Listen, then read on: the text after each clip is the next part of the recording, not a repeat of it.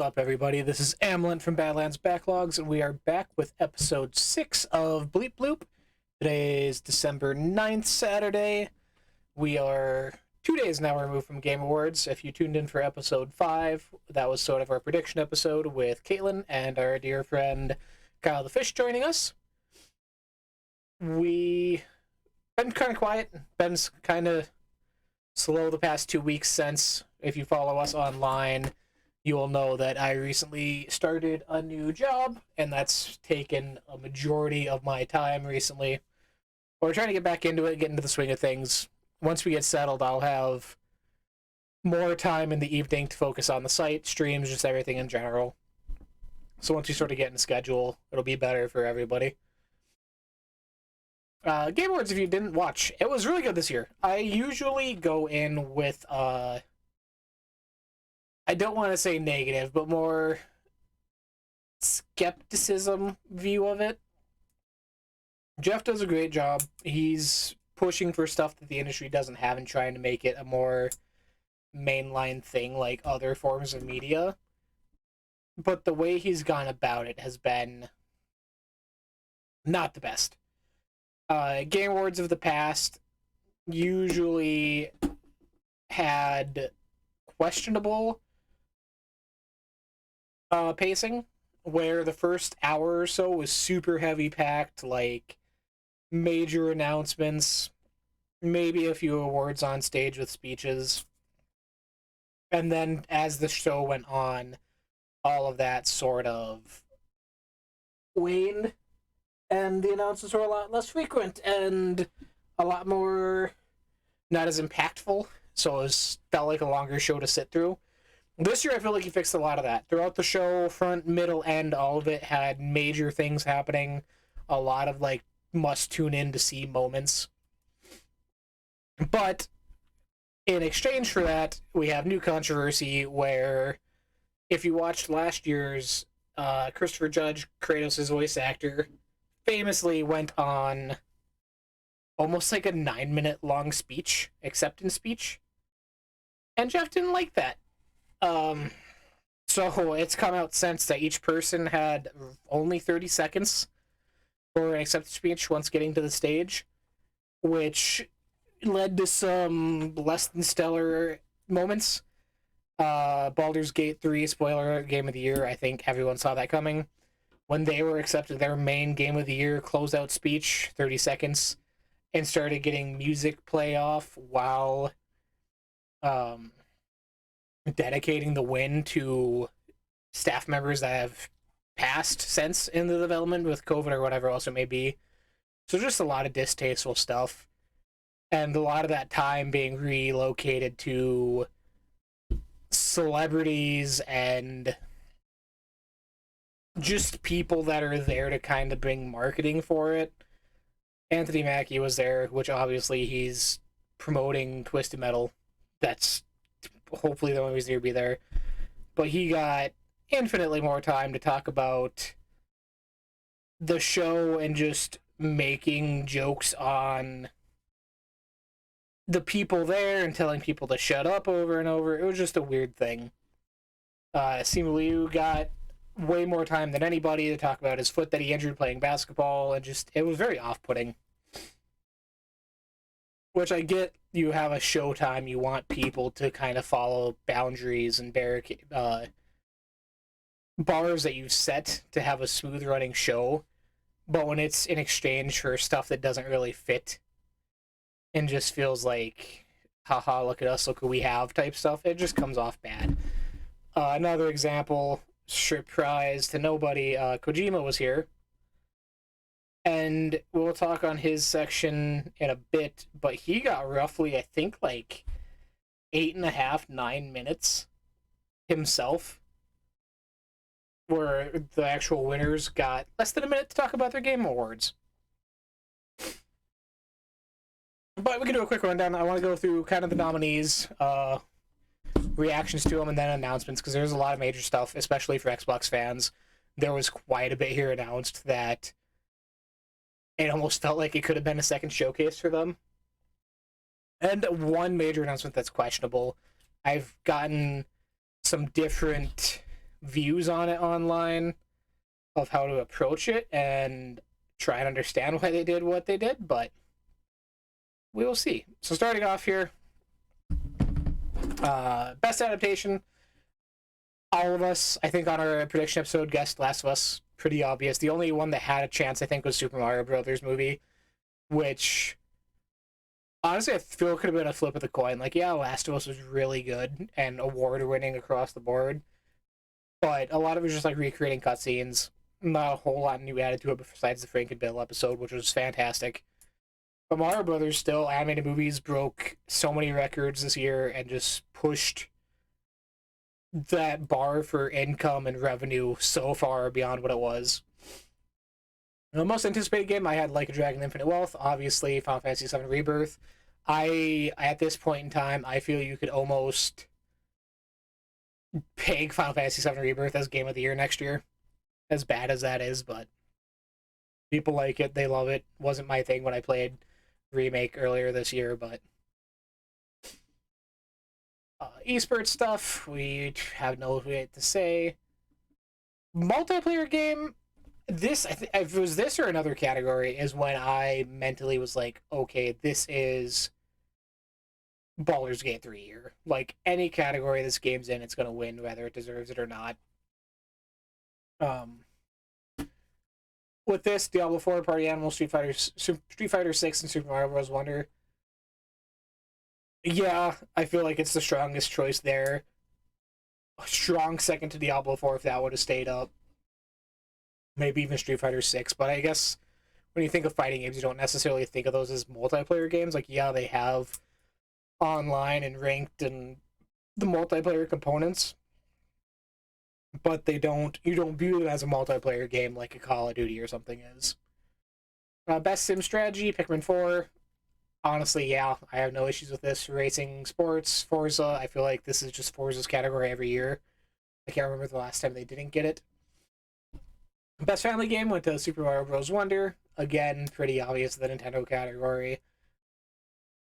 Fighting game, I feel really only came down to two with Mortal Kombat 1 and Street Fighter 6, but Street Fighter 6 came out on top. I feel like a lot of that comes down to how well that game's done at launch. Sort of turning around the view that people had from Street Fighter 5, making a massive comeback at EVO this year. Just the community seems alive and excited to be back with this game again. So good job for them. RPG, Baldur's Gate 3 again.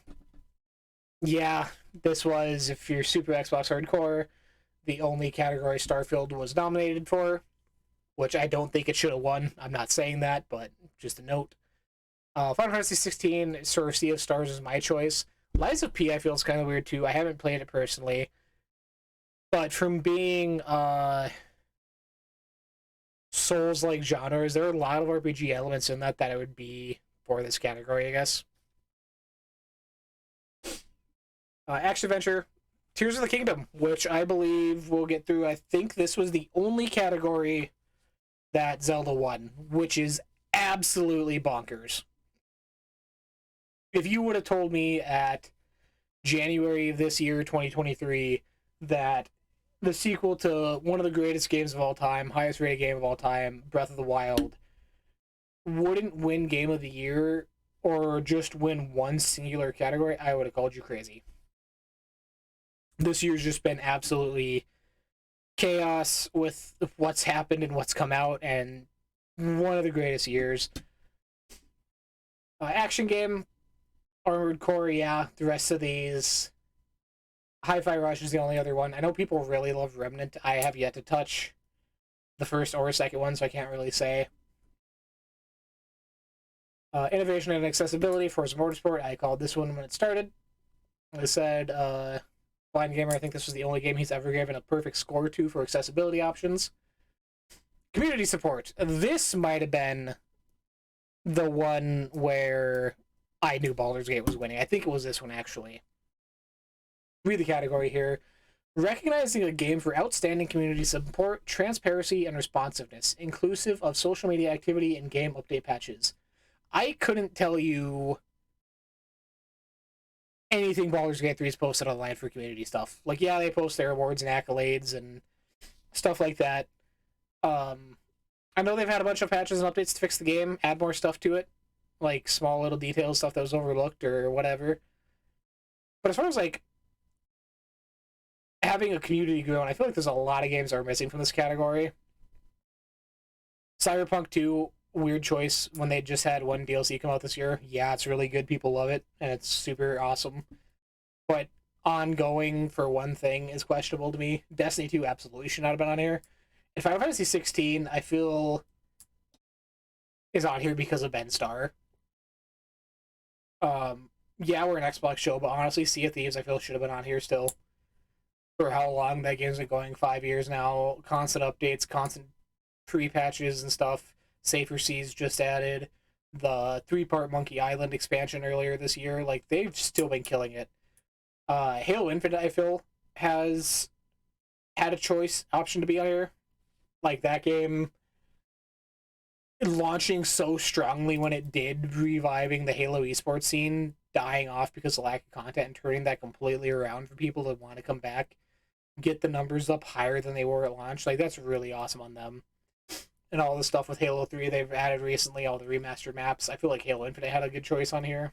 But I guess that really goes to show where people that vote on this stuff, like the media, what they play. A lot of them aren't playing the old stuff because they have to stay up with the new titles coming out and need to stay up with what's current for their job or what have you. But I feel like it really pushes a lot of games that are deserving of stuff like this out of the limelight. Mobile game we could skip. Best debut indie game. I feel it was one of the strongest categories between Cocoon, Dredge, Venba, and Viewfinder. Cocoon ultimately won. Wasn't my personal choice, but good for them. It's on my backlog of stuff I want to jump into eventually. Viewfinder, I feel, had a higher choice at the beginning of the year. I remember going into that game that there was a lot of not necessarily hype, but like conversation around it with other similar perspective games coming out and the puzzle stuff happening. But congratulations again to Cocoon. Indie game, Sea of Stars won, which rightfully so. I feel if they didn't win a single thing this year, I would have been upset. Best ongoing game. Award for game for outstanding development of ongoing content that evolves the player experience over time. Again, I feel like Sea of Thieves could have been in here. Apex Legends, I feel, is iffy right now. The community is very up in the air. Them canceling Apex Mobile, whatever it was last year, at the beginning of this year. It seems like it's kind of in a rocky place, and a lot of people are questioning what's next to keep that game alive. Genshin Impact at this point, I don't understand, just has a cult following. Well, we'll leave it at that. Cyberpunk, congratulations for your one expansion you did this year, I guess. Games for Impact. This one, we didn't have a whole lot to say when we did our predictions. I think me and Caitlin both went with Venba, just because it's the only thing we've experienced. Kyle, though, recommended Terra Nil because he played it and the sort of ecological impact it focuses on and climate change and stuff. And that night, Caitlin actually downloaded it on her phone, and I did not hear from her for the next 3 days. She played this nonstop until she beat it on her phone. Had a great time. I don't know if it's something I'll get around to, but Terra Nil, check it out. Venba, check it out. All these games, obviously, give a moment to. Something that's more often than not overlooked in a media form that is mostly action, shooting, and guns, and big cinematic set pieces. These games are what pushes the focus for our industry forward and makes the people playing involved, just the whole industry, better in general because of them. So take your time out, check these out. Best performance, I was shocked. I had this pegged as Ben Starr from start to finish. That man's had an incredible year. He's done stuff before, but being Clive in Final Fantasy's really pushed him to the mainstream limelight. From memes to being on interview things to just being the focal point for that game, like what makes Final Fantasy 16 Final Fantasy 16 is Ben Starr. But Neil Newburn, the one, Baldur's Gate 3, I guess. I know he's sort of one of the main characters you have in your party or whatever, but like I said, Baldur's Gate 3 kind of swept everything it was even remotely nominated for. Best audio design, Hi-Fi Rush. Congratulations again. I think this is their second one. Great job. Love that game. All these are really awesome. Score and music, Final Fantasy 16 one, which another big surprise. I thought for sure this was Hi-Fi Rush. But Final Fantasy 16 had great music. I feel like a lot of the combat stuff was kind of repetitive at times with how much you're jumping in and out of battles and stuff. And with how long that game is trekking through. I feel just a lot of the stuff kind of gets worn out by the end of it. Best art direction, Alan Wake 2. Outstanding creative and technical achievement and artistic design and animation. Out of these, I think the only other one that had a chance was Hi-Fi Rush. I think it was Gene Park when that game came out who pointed out the one cutscene that switches between like 3 animation styles and seamlessly transitions back into gameplay at the end. Like that game is just a masterpiece feat for that studio. Especially when you look at stuff like Evil Within or Ghostwire Tokyo, what they've done before, how dramatically different that was for them to play around with and sort of just try new things with the safety of Game Pass, and you can take those more creative risks compared to we need to make the next top selling thing every time. Best narrative, outstanding storytelling, narrative development in a game, Alan Wake 2 won. This one, I'm honestly surprised didn't go to Baldur's Gate 3, with how everyone talks about how great the story is to make up for the point and click gameplay if you're not a fan of it. But game direction, Alan Wake 2. And as I said earlier, Baldur's Gate 3 won Game of the Year. A few notes from this. I know that means people have been kind of in an uproar online because it's the internet. But Spider-Man 2 follows in line with Spider-Man 1 without winning a single category in its Game of the Year, which is shocking. I thought Spider-Man 1 at least won something. They're really good games. Just a lot of the categories, like audio design stuff, are weird for them to have nominated for. But a lot of these, going back to the controversy sort of that Jeff's faced, a lot of these, I think, besides like maybe 4 or 5, were just quickly ran down on side stage. Like Jeff just quickly ran through like 4 awards at once and who won. So a lot of it really felt like an afterthought. I saw people online saying you could just call this the Winter Game Fest at this point instead of Summer Game Fest because it's more focused on the announcements. Which I get, that's what brings people to view and brings in uh sponsorships and stuff. But if you're really trying to make this for the gamer to make us stand out as our own sort of pillar in media and in industry as a whole, when you're having to backtrack and rely on these big names from other places and marketing spiels, and it just really makes the actual awards and shows and developers feel like second fiddle at times, which sucks. But it is what it is. We'll see how he comes back next year. He always sort of molds the show to fit feedback from the year prior. So maybe next year there'll be more actual time for the award presenters and speakers and really giving the people who've put their heart and soul into these titles time to shine. As you said, though, Winter Game Fest, Game Awards 2023, ton of stuff. Absolutely ton of stuff. Caitlin took a picture of me jumping out of the couch and standing by the TV in shock and awe, which I was doing more often than not this show. I feel super happy. Next year in 2025 are looking to be really awesome. Starting off, I have a list from Game Informer here by Marcus Stewart. We'll be going off of just kind of keep things organized. Brothers Tale of Two Sons, Unreal Engine 5 remake from... Oh my god, what is... Oh, Hazelight Studio. Sorry, God, I just had a mind blank. Brothers Tale 2 Sons, originally on 360. Super unique at the time. You're controlling two characters at once, one with each half of a controller. So if you're holding your controller like normal, your left thumbstick and buttons will control one brother, the other does the other. So it is something you can play as like couch co-op with one controller, which is really neat. Looked beautiful. It looked great on 360. It's got a February 28th release date of next year, so not long. Nothing new. I guess they still need a little bit of time after It Takes Two for whatever they're working on next. I'd imagine at this point, after doing a couple smaller things, they're really going to make like a big epic to really cement themselves as a studio to reckon with. Excuse me. Uh, Inscription. Daniel Mullins announced his new game, which I'll play the trailer here on screen.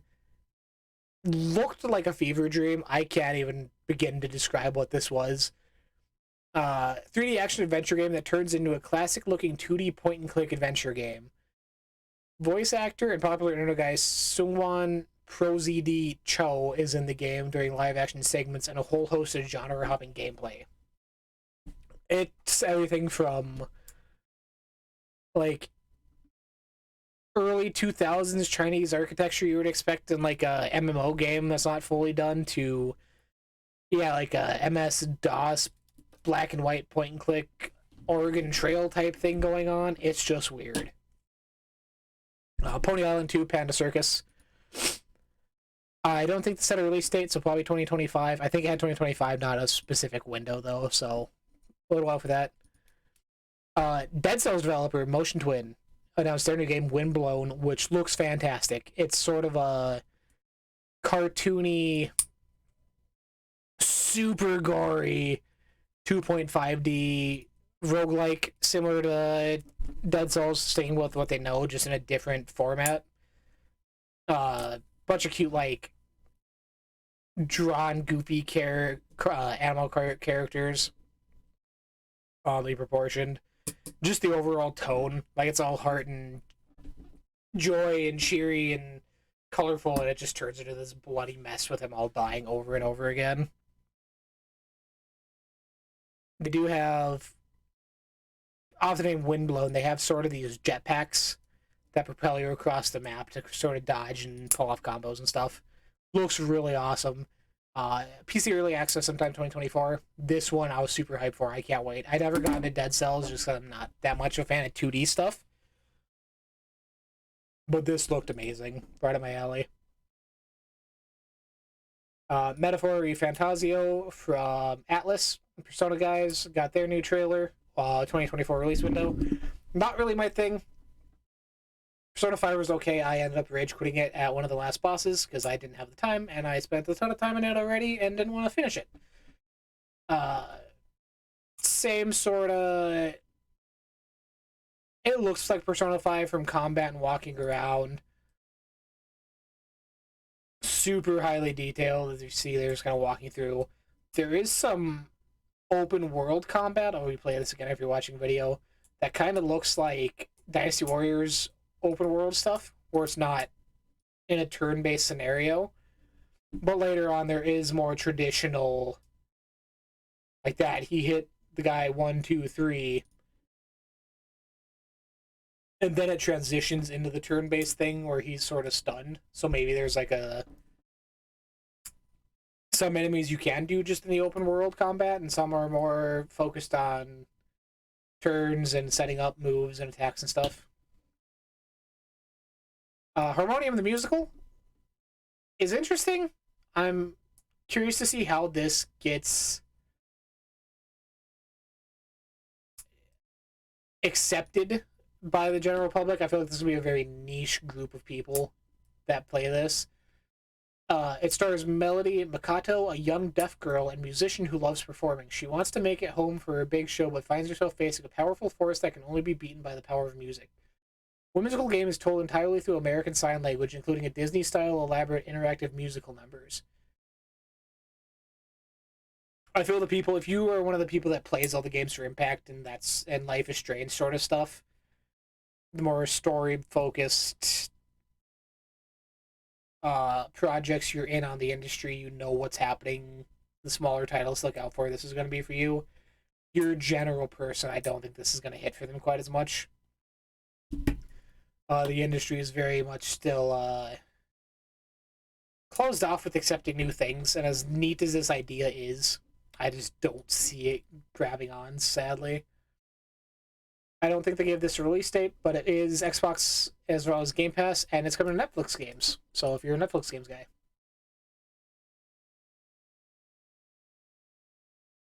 Coming up next, one of my most hyped things. This was one of the first things they showed on the show from Bungie, which known for working on stuff like Tunic and Chicory, called Usual June, which it's a hack and slash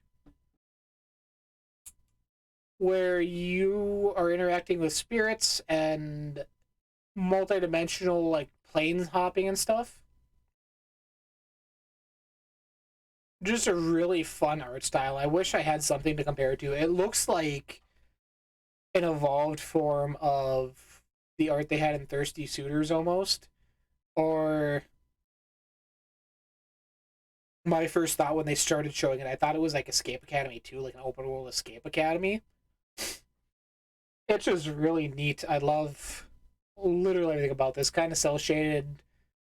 Her walking animation is kind of off frame, so it looks kind of jaggedy as they walk. Old like Banjo Kazooie talking like Animal Crossing voices. Just looks really neat. I'm super excited for this. Sadly, another 2025 game, which there was a lot 2025 announcements I was not expecting. I figured at this point, like, hey, let's load up 2024 because there's not a whole lot. But starting a show, we had Matthew McConaughey come out, which wasn't announced beforehand or expected. Again, this is kind of in the in-between of, hey, he's here as a celebrity, but he's actually in a game, promoting a game, and announcing a game, so it was kind of cool. This was... It looks like the next Mass Effect. Let me pull up the exact details here. It's called Exodus. It's from a new studio that's funded by Wizards of the Coast. But it's got a lot of old EA, not EA, but like old Baldur's Gate people and stuff in them. Let's see if I can find here. Friend, I want to know who's involved with this game. And BioWare, that's what I'm looking for, sorry.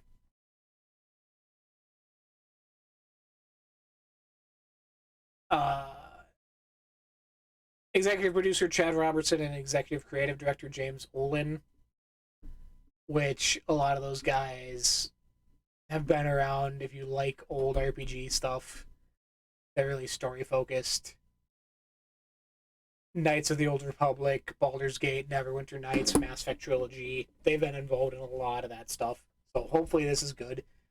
I said it looks just straight up like a Mass Effect game. They showed a slight snippet. I don't think it's actual gameplay, but what they want gameplay to be.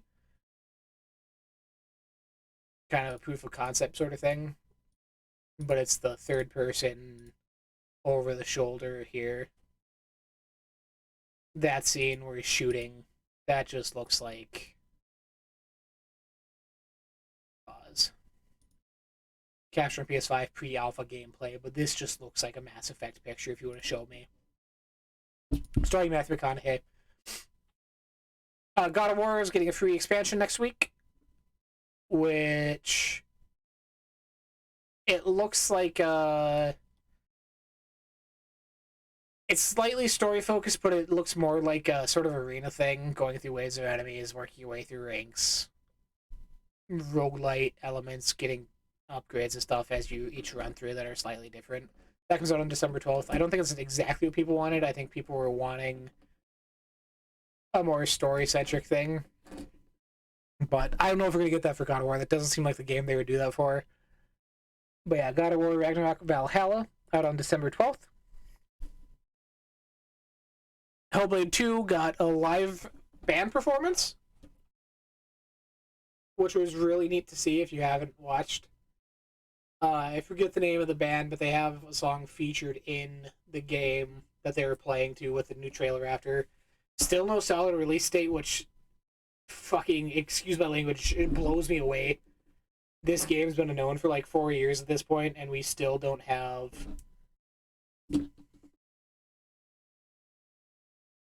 uh definitive release date. Still just 2024. I thought for sure this would be out like February. I don't think Hellblade can handle 2024 fall holiday season by itself. If this is going to be next year's Starfield, I don't think that gets the sales. I don't think that gets the amount of conversation they want around Xbox for the holiday season. It just seems like a weird play to me. If it doesn't come out in summer, I'm curious what their plan is for the next 2 years. We've talked numerous times. Phil wants one first party game a quarter at this point, which a lot of people had avowed as like the fall game next year. If Hellblade takes that spot, what's in summer, what's spring? It just stuff isn't lining up in my head. I wonder if there's more behind this game than what we know that's really pushing it farther behind. Uh, what is it? House, developers of Untitled Goose Game and Uncertainty Game, called A Big Walk, where it's a super like cute, not necessarily realistic, but detailed like Unreal Engine 5 type scenery. If you've seen like rocks and trees, like it looks like an Unreal 5 game with derpy little characters that look like they came from a PBS Saturday morning cartoon. It looks like a 3D Untitled Goose Game with friends. You're messing with each other, stealing stuff from your friends, kicking them off rocks. Just a goofy time. I'm sure streamers and content creators would have a blast with this. Next thing, No Rest for the Wicked was announced, which doesn't sound like anything from the name, but this is coming from Moon Studios, Ori and the Blind Forest, Ori and the Will of the Wisp people. First game they're doing, it'll be on PlayStation 5, so they're going multi-platform finally. I wish this was a studio Xbox picked up, but it is top down, not necessarily top down, 2.5D, I guess. Over the shoulder combat. You see here. You see, yeah, it looks like Ori if you just kind of tilted the camera up and are looking at it from a bird's eye view. Same similar art style. Heavily combat driven here. It says Moon Studio says fights in the game are animation driven, direct, and tactile, allowing skilled players to combine visceral strikes and deadly moves. No Rest for the Wicked prioritizes skill and timing over button mashing. So I feel like it's sort of a top-down Devil May Cry sort of thing. Very much focused on combos and strings and getting optimal combat strings going.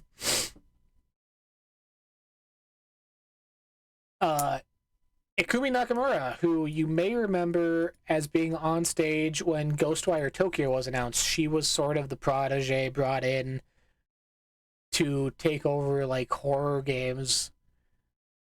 And I think she stayed with them till Ghostwire came out or shortly before she left. But she has her own new studio now, Unseen, and they debuted their first proof of concept. It's a cinematic only.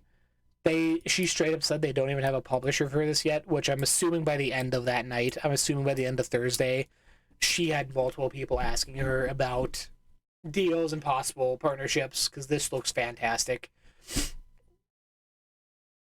Sort of a lot of the same enemy designs of ancient Japanese mythology from Ghostwire Tokyo we would expect, but more action paced. Multiple characters here on screen. I don't know if that means it's a multiplayer game or if there's just different classes you can pick from and builds to do. Looks cool though. Kamuri, if you haven't watched, go look out this trailer. Another thing I was super excited for. Dead by Daylight people are teaming with Supermassive, which I think they announced last year even that they were good coming into a partnership to start making single player story based Dead by Daylight games set in the universe, kind of giving it more of a backstory and lore. First one was announced called The Casting of Frank Stone. I don't know what that means. Shadow of Frank Stone looms over Cedar Hills, a town forever altered by his violent past. As a group of young friends are about to discover, Stone's blood-soaked legacy cuts deep, leaving scars across families, generations, and the very fabric of reality itself. If you like, I don't know, I don't think they gave anything if it's going to be like Supermassive's other stuff, like Until Dawn, The Quarry, Dark Pictures, or if it's going to be more of an action type thing like Dead by Daylight. We'll just have to wait and see. This did get a 2024 release window, nothing concrete. I would expect end of the year then. Up next, if you were keeping up with the news sort of ahead of time, Sega was sending out uh, sort of calling cards to creators to tune in.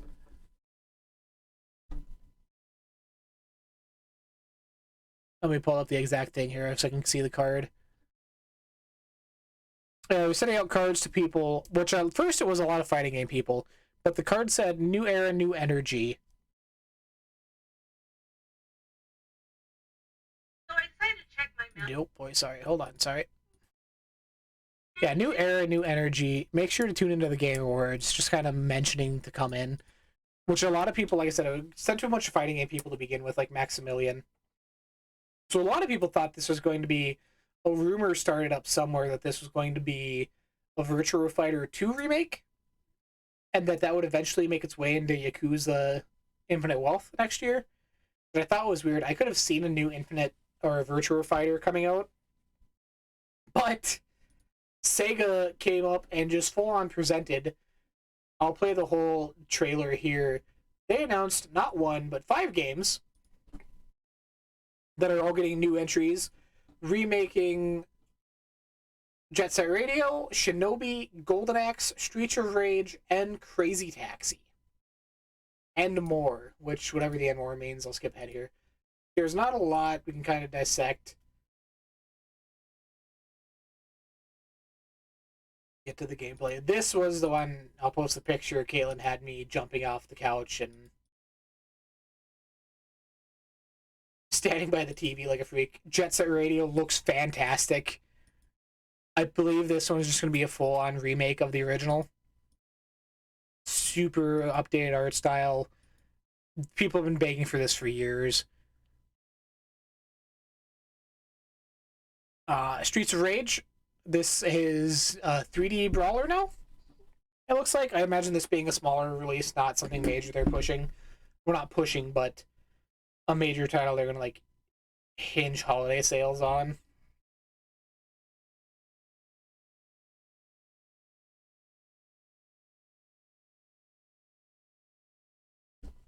I think this got the least amount of showtime out of all of these. Hold on, let's go off. New Shinobi looks beautiful. I don't know if this is a remake or just a brand new Shinobi game. I know they said most of them are remakes. But this looks absolutely stunning. The art style they're going with, the color palette, like everything about this looks fantastic. Golden Axe, so excited. This looks like they're turning it into sort of a third-person dungeon crawler sort of thing now, which I'm super okay with. I don't want a story-based game about this. I want something to mess around with my friends and play. And then new Crazy Taxi. It's Crazy Taxi. You can't... It's a formula that works that people love. So Sega really showed up. I'm excited. All of this was super fantastic. Rise of the Ronin got a March release date.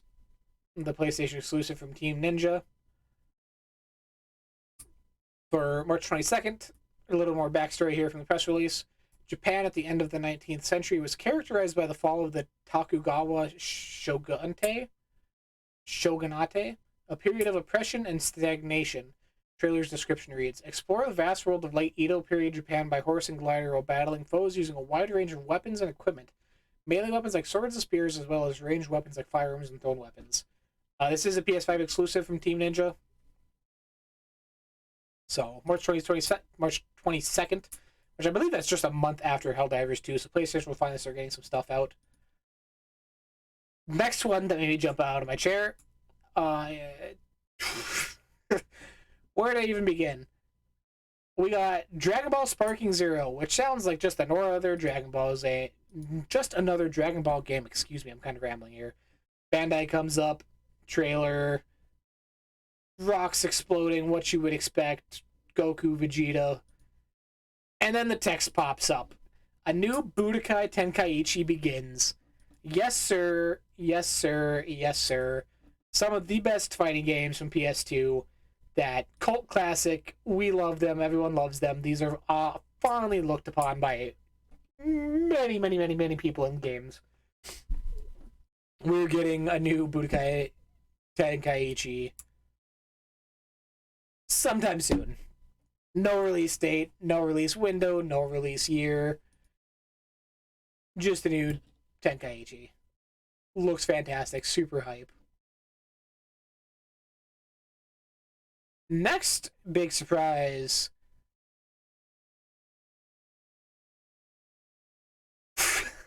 I kind of left me speechless at first. Square Enix came up, and after 15 years, we're getting a new Mana game.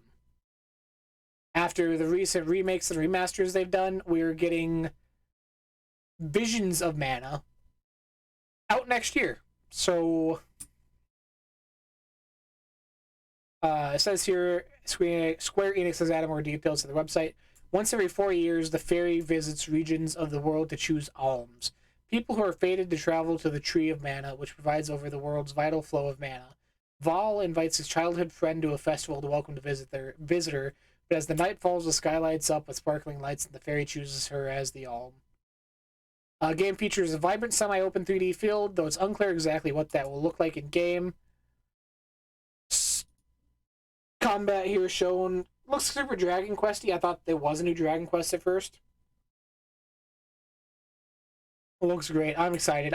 Mana is something I've never played. I would love to jump into them, clear out like a month, and just run through them all, remakes and all. But yeah, Visions of Mana next year. Something I don't think a lot of people would have seen. Black Myth Wukong gets an August release date, something we've had our eyes on for years at this point. I feel like we've been seeing this since this console generation started. Finally, August 20th next year. Still looks great. I have no issues with this. It's going to be a hit. It'll be the Lies of P for next year. Banishers got a new trailer, which I believe was first shown at the Game Awards last year. From Don't Nod, Life is Strange team. Just a new cinematic trailer. Nothing really new shown. RPG gameplay, heavy emphasis on storytelling, which the trailer mostly focused on. New Eden 1695. Antea and Red are lovers and banishers, trained spirit hunters protecting people from lingering specters. But when tragedy strikes and Antea herself becomes a ghost, will you honor your banisher oath or sacrifice the living in a desperate bid to bring your beloved back? This I was super excited for since they showed it last year. I'm still intrigued. I feel like that's sort of gone away in recent months just because it's been so long. But nope, 1 second here, bro. Hello?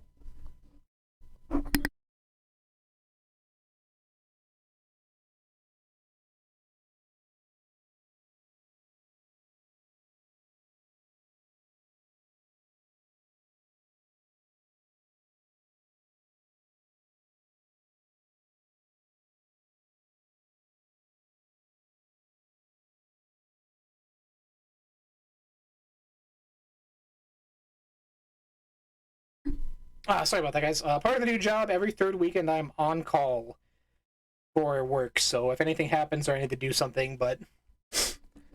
back to Banishers, you can kind of see the gear system here. It kind of reminds me of Shadows of Mordor.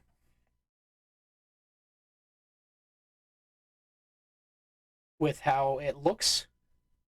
Outfit, saber and fireband rifle, brooch, wristband, amulet, bane ring, and decotion? I don't know what that is. Looks good. Don't nod. I'm excited they're trying new things. They've been with that story sort of stuff they've been doing with Life is Strange for so long. I'm excited to see them do something with more action in it.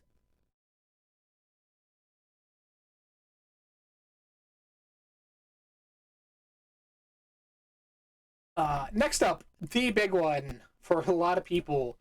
Kojima came out. We've had rumors of Project OD Overdose for so long.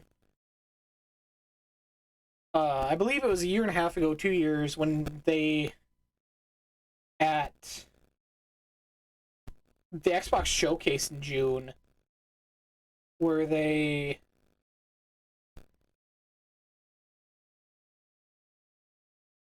had Phil come out and say they announced a partnership with Kojima to make an Xbox exclusive game, sort of using cloud technology, which was finally revealed.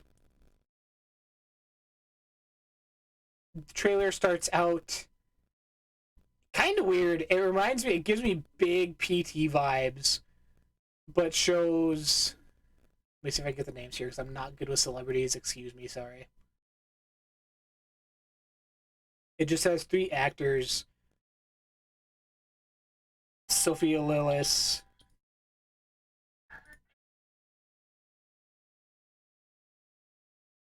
Hunter Schafer, and Udo Kier, who I've never heard of before. Oh, 1 second again.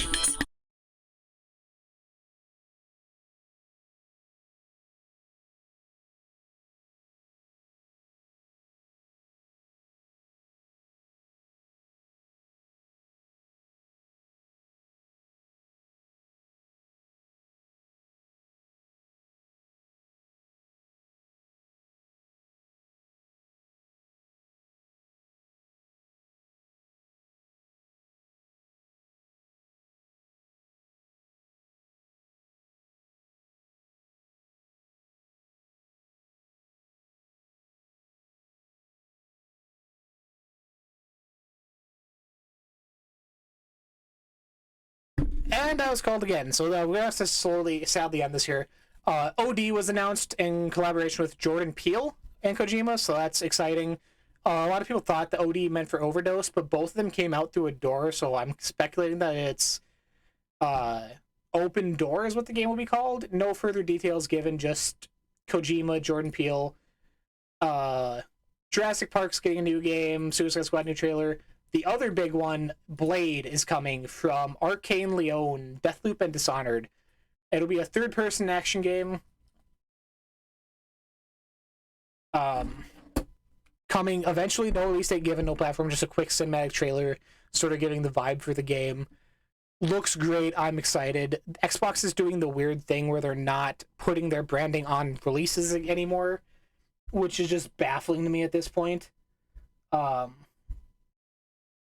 If it's an exclusive game, market it, show that off, let people know that it is an Xbox game. Like, don't be scared to put your branding on things. If this was a Sony game, they would have had this front and center that it was an exclusive.